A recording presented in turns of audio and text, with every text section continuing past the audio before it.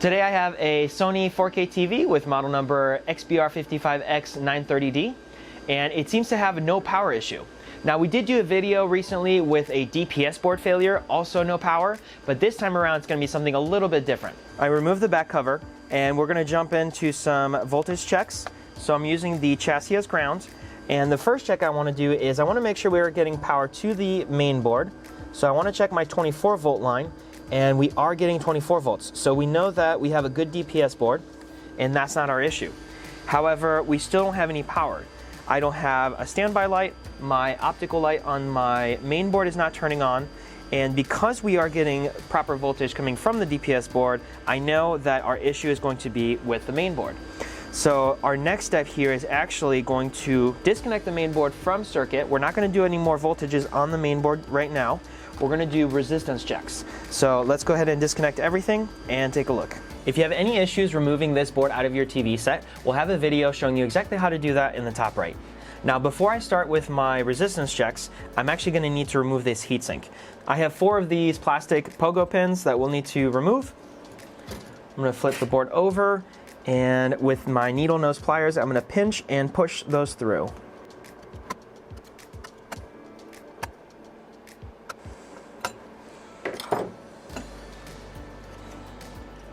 All right, now that we've removed our heatsink, I'm going to do my resistance checks. Now, there are very specific capacitors I'm going to be checking.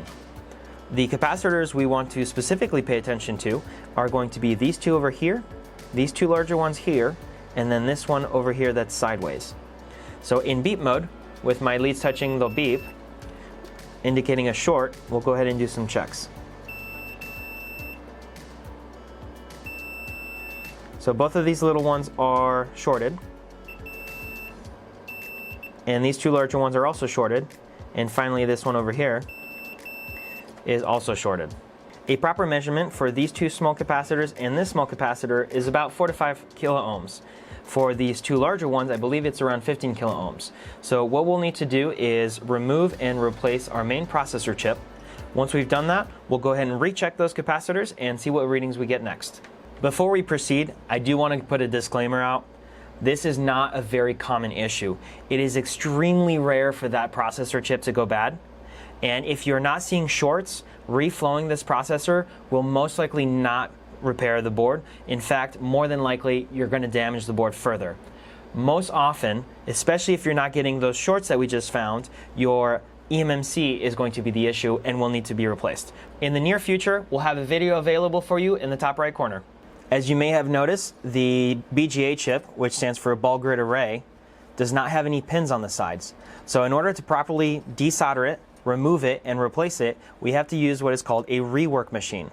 This rework machine is going to melt the solder that connects the chip to the board by melting them using heat from the top and the bottom at the same time.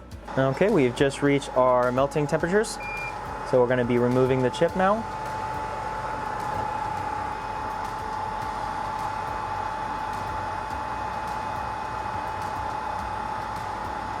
And that's just a little bit of flux.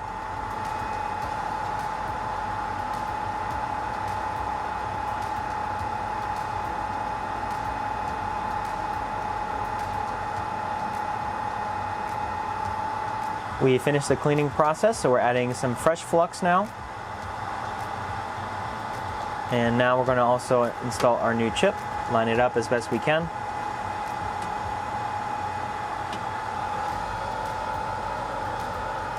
And we'll begin the reattachment process.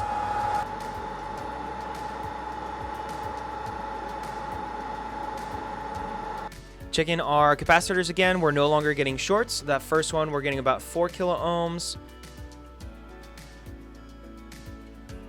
And the larger ones, 5, 8, 10 kilo ohms. And lastly, the sideways one, we're also going to get about 4 kilo ohms is what we should get.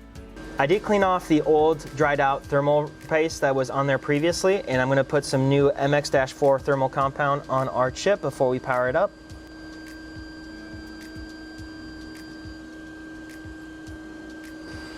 And then we're going to place our heatsink back on.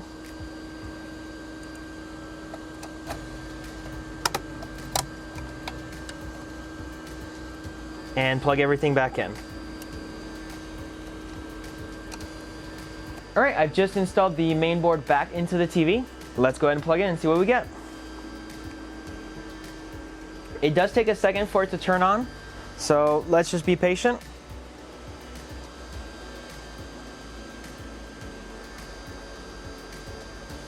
Looks like it's not turning on, but most likely it's because I haven't hit the power button, so let's do that. And we do have our white standby light. I just saw a glow. There we go. We got a proper repair. Thanks for watching. If you enjoyed the video, if you found it helpful or useful, leave us a like and subscribe.